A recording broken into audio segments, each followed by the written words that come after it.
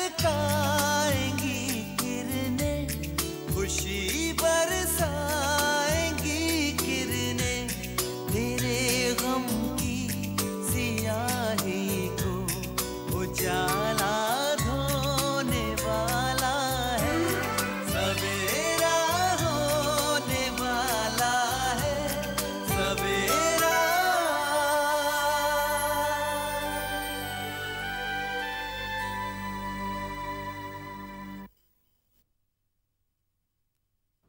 आरजू नाम है उसका।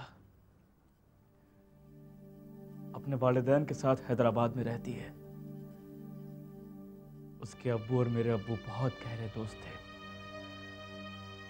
ये रिश्ता अब्बू ने ही तय किया था। इनफैक्ट आज अगर अब्बू हयात होते तो हमारी शादी हो चुकी होती। आप उससे मोहब्बत करते हैं?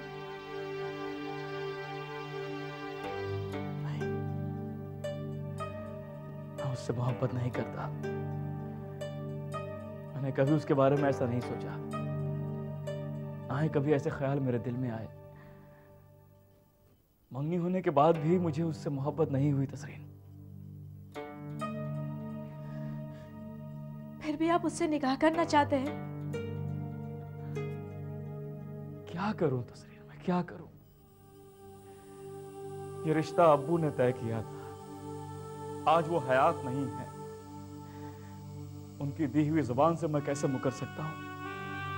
यकीन मानो, आज अगर अब्बू जिंदा होते ना तो मैं तुम्हें उनके पास ले जाता और कहता कि अब्बू ये तसरीन है और मैं आरज़ू से नहीं इनसे मोहब्बत करता हूं,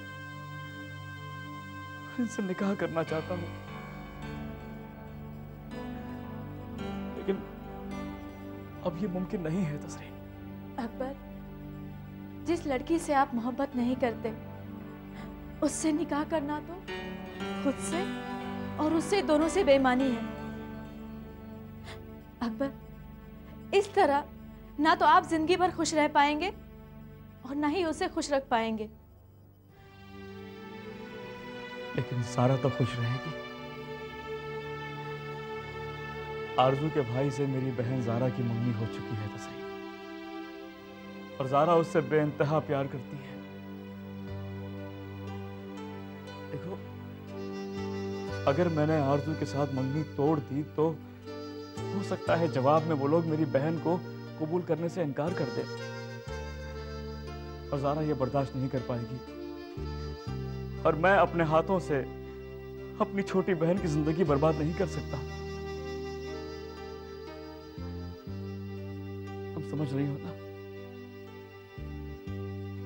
बस मेरी सिर्फ इतनी ही दरखास्त है तुमसे कि मेरी मजबूरियों को समझो और अपने अब्बू को समझाओ कि मैं उनकी रकम बहुत जल्द अदा कर दूंगा।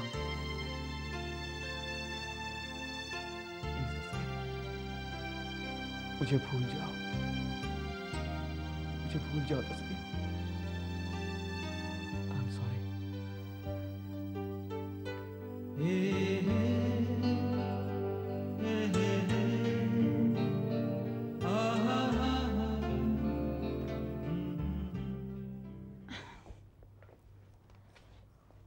आदाब।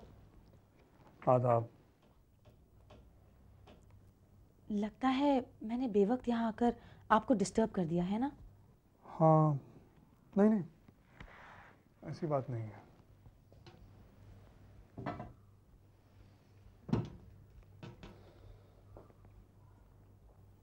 आप कुछ सोच रहे हैं? नहीं तो।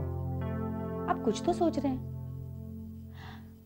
अच्छा, हमारी होने वाली औलाद के बारे में?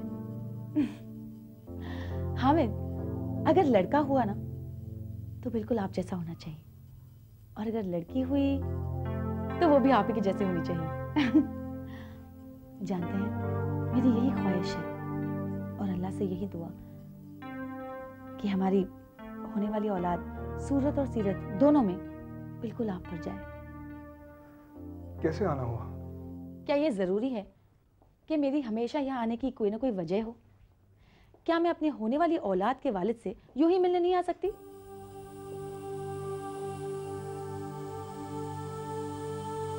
आप अब भी कुछ सोच रहे हैं।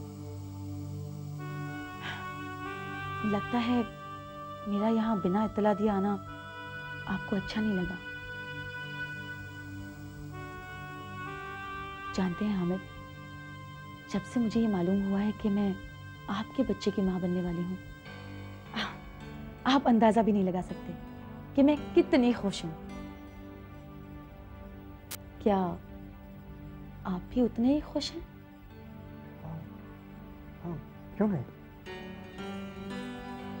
आपकी सूरत से तो नहीं लगता।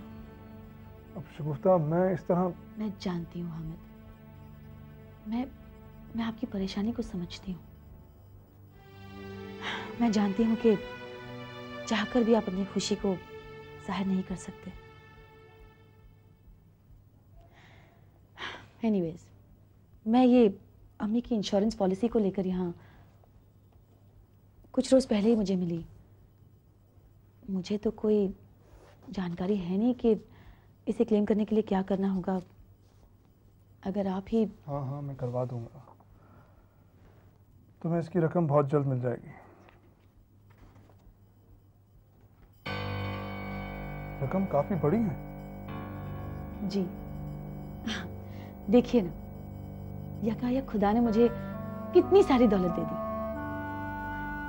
मगर जानते हैं हामिद, इस पॉलिसी की रकम से ज्यादा, कहीं ज्यादा दौलत आपने मुझे दी है, हमारी औलाद के तौर पर।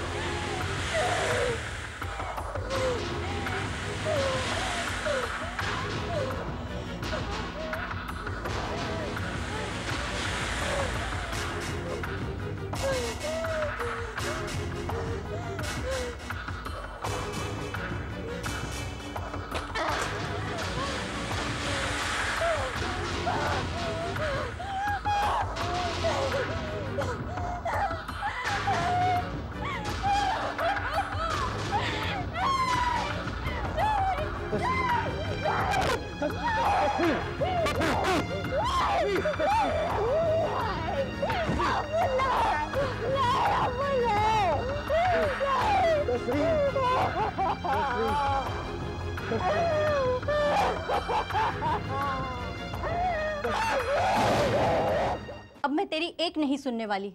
ये मेरा हुक्म है जो तुझे मानना पड़ेगा। मैं खुदा के वास्ते मेरी बात को समझिए आप। देखिए, अव्वल तो मैं जेवर बेचना नहीं चाहता, और दूसरी बात यह है कि अगर हमने जेवर बेच भी दिए ना अम्मी, तब भी हम कर्ज की रकम अदा नहीं कर पाएंगे, क्योंकि कर्ज की रकम जेवरों की कीमत से कहीं ज्यादा है। लेकिन भाईजान, जेवरों की कीमत से आप कर्ज का कुछ हिस्सा तो चुका सकेंगे। यही तो परेशानी है, यही तो परेशानी है।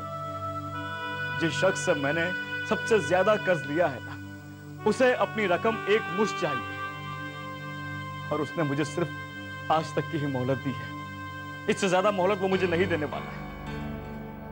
मुझे कैसे भी करके किसी भी तरह इंतजाम आज करना ही होगा।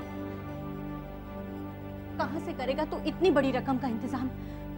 हर मुमकिन कोशिश करके तो देख लिया है तूने, हर जरिया आजमा लिया, कुछ नहीं हुआ। इसलिए तो कहते हैं बेटे, बुरे वक्त पर इंसान का साया भी साथ छोड़ देता है। भाईजान,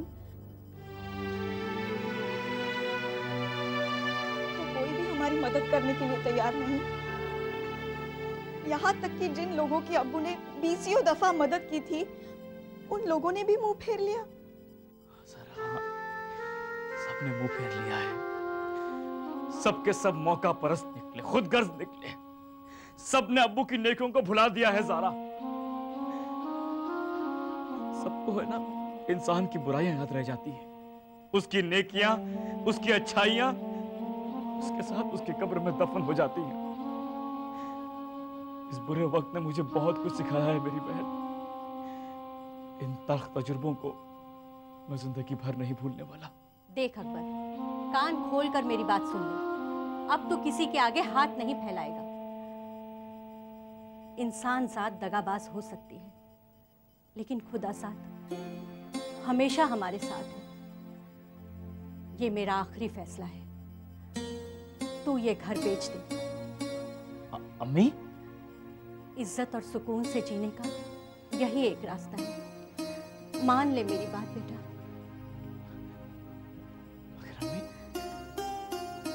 अम्मी, ये घर अब्बू ने कितने शौक से बनाया था, अब अच्छी तरह जानती हैं। इस घर की एक एक दीवार के साथ, एक एक ईंट के साथ अब्बू की यादें जुड़ी हुई हैं। और ये घर बेच देंगे तो रहेंगे कहाँ? किराए के घर में। नहीं नहीं अम्मी, नहीं, ये नामुमकिन है अम्मी। देख बेटा, मेरे लिए अहम है तेरा सुकून, तेरा सर उठाकर जीना। और कर्जों में डूबा हुआ शख्स सर उठाकर नहीं जी सकता। हाँ भाईजान, अम्मी सही फरमा रही है। हम किराए के घर में रह लेंगे। आप ये घर बेच दीजिए। तस्लीम, तस्लीम, क्या हुआ? कहाँ से आ रही हो तुम? तस्लीम, क्या हुआ बेटा? रो क्यों रही हो तुम? क्या हुआ? बताओ ना।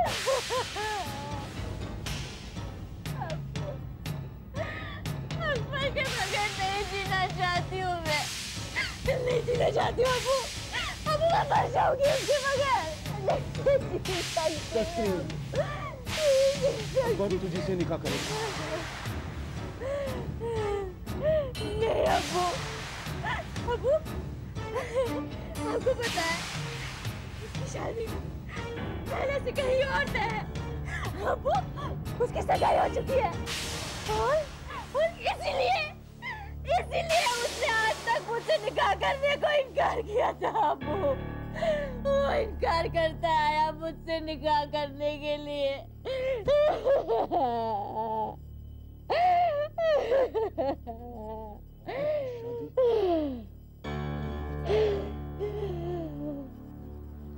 तो ये उसकी मजबूरी है।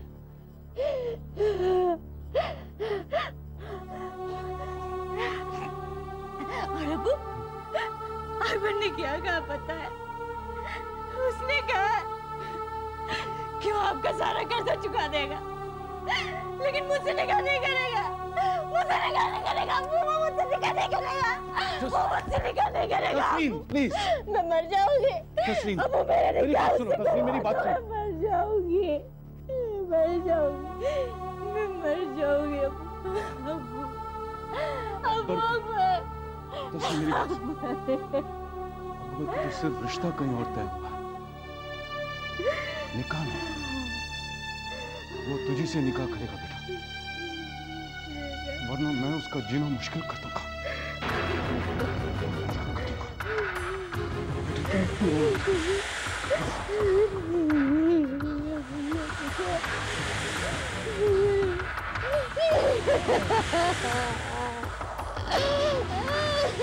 तेरी काबिलियत पर, तेरी सलाहियत पर पूरा यकीन है। देखना, एक दिन तू अपनी कमाई से इस शहर में सब कुछ बना लेगा। हाँ भाईजान, बिना किसी मिलाप के ये घर बेच दीजिए। खोई हुई जायदाद, दौलत, सब कुछ दोबारा बन सकती है, लेकिन खोई हुई इज्जत कभी नहीं।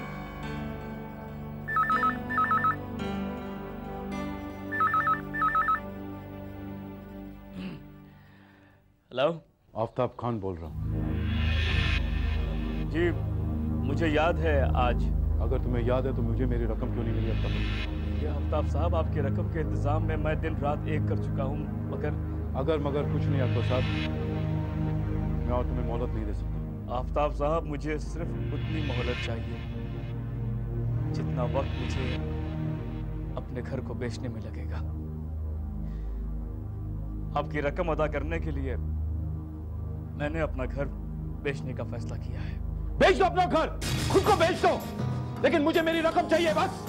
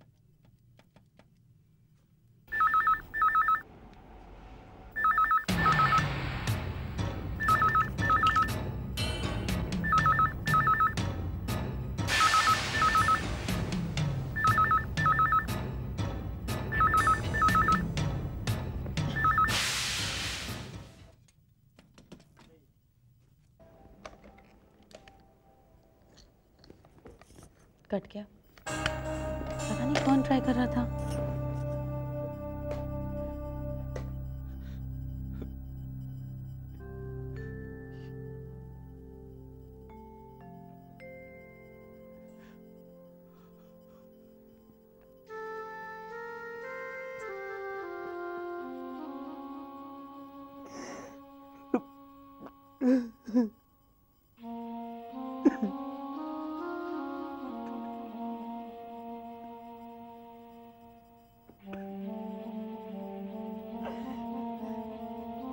दिल छोटा मत कर बेटा। भाईजान, आपकी आंखों में आंसू। अम्मी, अम्मी, अब्बू मुझे कभी माफ नहीं करेंगे। अब्बू मुझे कभी माफ नहीं करेंगे। अम्मी,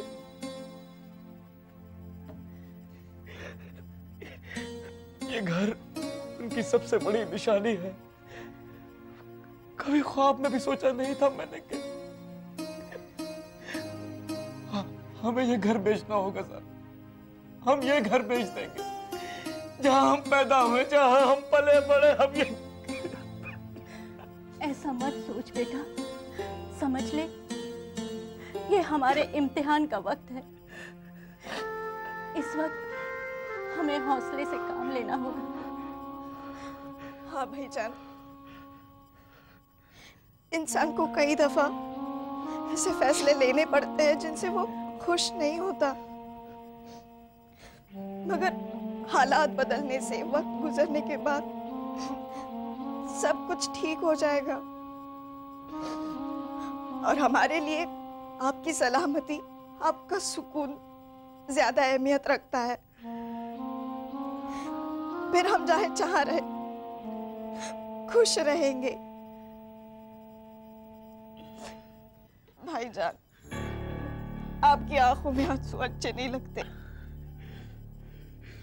मेरे भाईजान इतने कमजोर नहीं। तेरा भाई कमजोर नहीं है सारा, तेरा भाई कमजोर नहीं है। अभी मैंने एक ब्रोकर से बात की है, इंशाल्लाह वो एक खरीदार को लेकर कल सुबह यहाँ पर आएगा। उसी ब्रोकर से मैंने कहा है कि हमारे लिए एक किराए का मकान तलाश कर ले। ये तूने बहुत अच्छा किया बेटा, बहुत अच्छा किया। अब तू बिल्कुल परेशान ना हो। देख देख, मैं मुस्कुरा रही हूं ना, तो भी मुस्कुरा दे। हम सब मिलकर हंसते हुए इन हालातों का सामना करेंगे बेटा, इन हालातों का सामना करेंगे।